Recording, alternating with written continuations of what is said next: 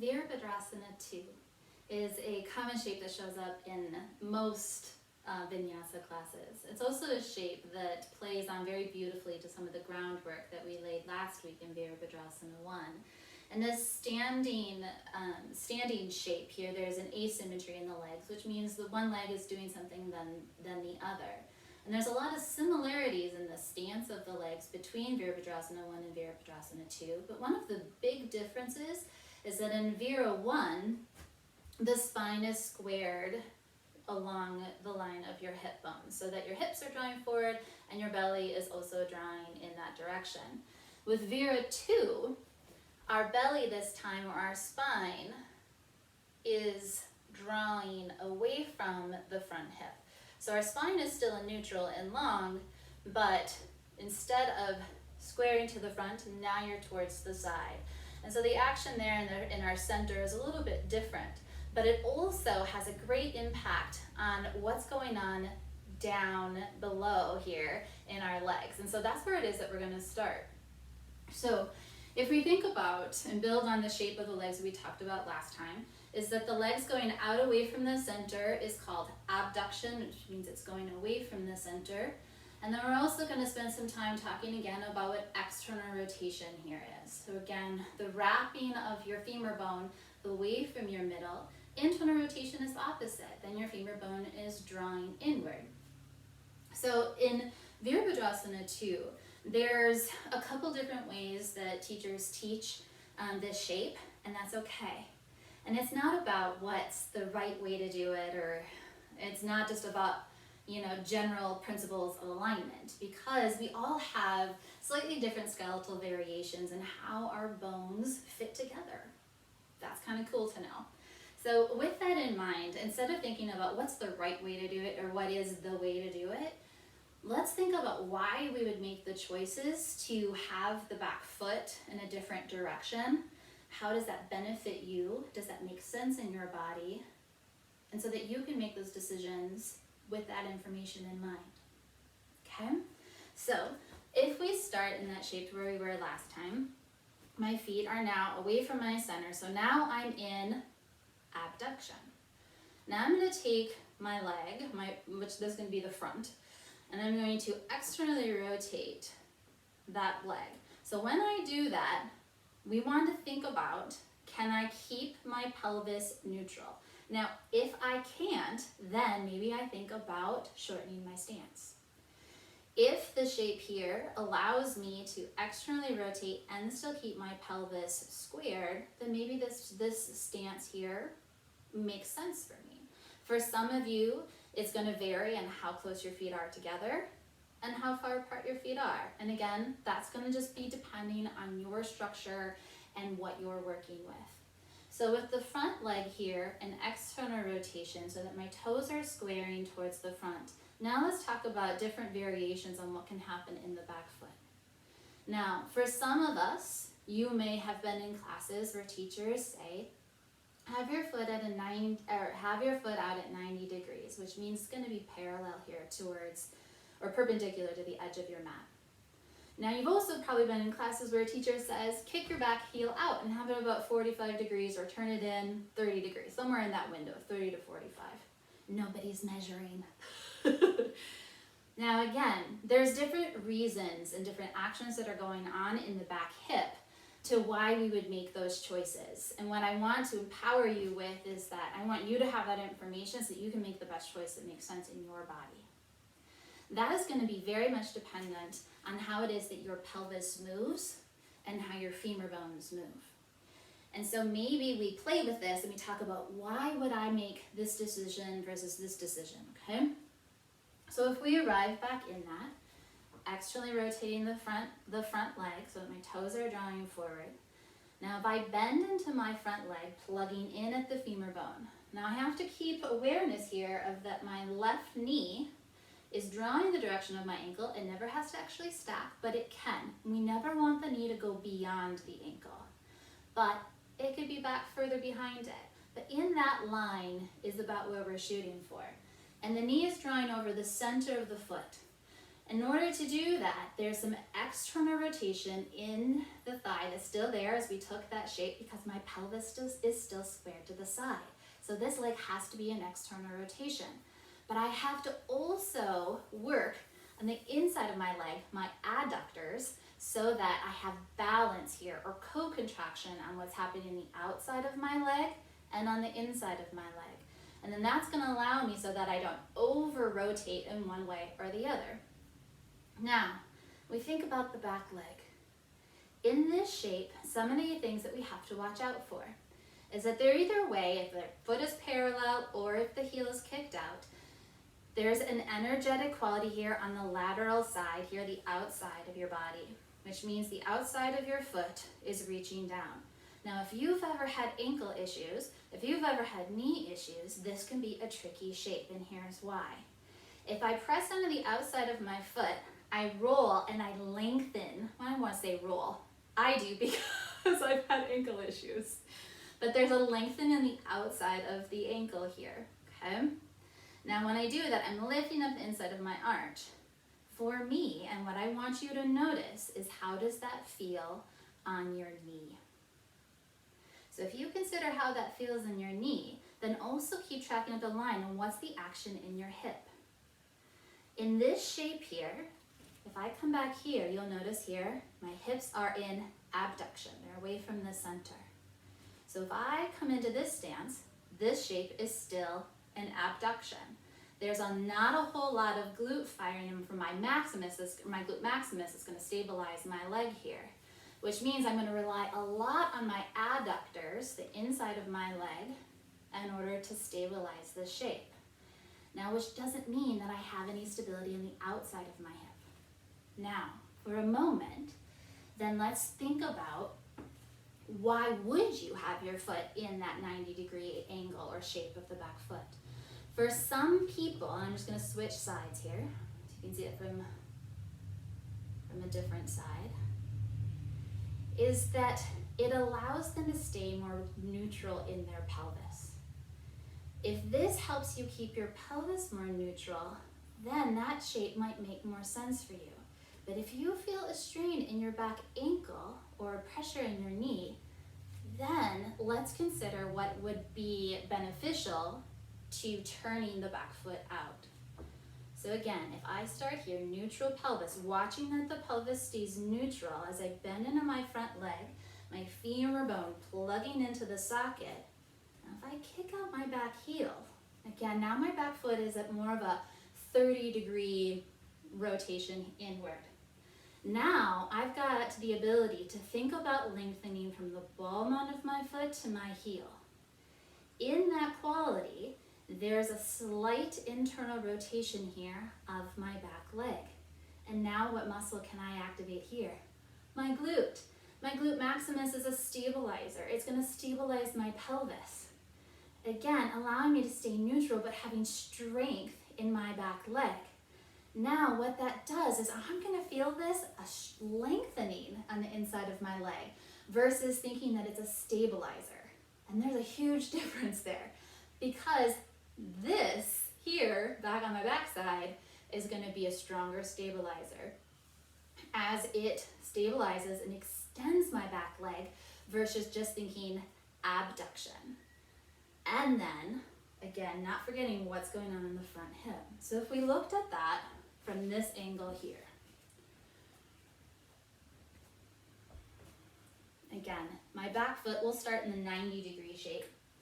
And again, first things first, adjusting your stance, the length between your 2 feet.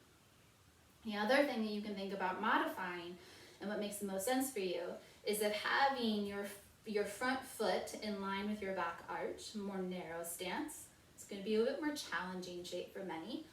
Or if you want to give yourself a little bit more space, you can heel toe your foot a little bit to the left. Now, again, plugging in my left thigh as I bend into my front leg. Now, energetically, if I feel my 2 heels drawing towards one another so that I've got this strong, stable warrior stance, because that's what warrior shapes are about. That if something can come at me, I'm saying I'm standing my ground with strength and power. And I'm not going anywhere, right? Like here I am. In order to draw energy here between our 2 feet, to energize what's going on here at the base of our pelvis, and then length up through my spine. But now what happens is I feel a lengthening here in my adductor. That's okay, that's okay. But then if I check in with my back knee, I feel like there's a lot more stress going on on the outside of the lower half of my back leg. But now what happens, and that's because I'm relying on the adductors to do most of the work here. But now if I turn my back foot out just a notch, and then I come back into it, now I can use my glutes to extend my leg and stabilize my pelvis. Personally, in my body, I feel like I have a lot more strength and power there. Now I can draw my 2 heels together and feel that uplift and length through my spine. And then turn my belly to the side. Now what we have to watch out for when we turn our belly here to face the side of our mat is that that front knee doesn't go inward. Again, externally rotating at the insertion of where the femur comes into the pelvis, but balancing it out so I don't over-rotate, right? So it doesn't go out to the side. It means I have to turn on some of what's going on the inside of my leg. Reaching through the entire front foot, but anchoring down to my back heel. If I anchor down into my back heel, when my foot is turned in slightly, I feel in my body that I've got more stability. But for some, again, what does the 90-degree angle feel like? Again, I know how I teach it. It doesn't mean I'm right. I'm just saying that general principles of how our pelvis and how our femur bones work. Stay curious about it and make choices here that make the most sense in your body, where you can stay strong and stable in your pelvis. So now let's talk about how this travels up to the spine and what's happening from our pelvis up. So as we come into this shape, and I take this time the front's gonna be this way. I have to vary it, balance it out. And I kick my back heel out here, so I'm reaching from the ball mound of my foot to my heel. Stabilizing, there's a little bit of internal rotation, but again, my pelvis stays stable. That allows me freedom here. My belly here is centered. I check on my knee, drawing over the center of my foot. And then, in this drawing our belly into the middle, you'll feel here how the side body has to rotate you back towards the middle. And then when the arms lift up, the arms are reaching out away. So again, they're an abduction, but the upper arm bone is an external rotation, just like your front leg. So if you, for a moment, reach your arms out and turn your palms up, you're in external rotation.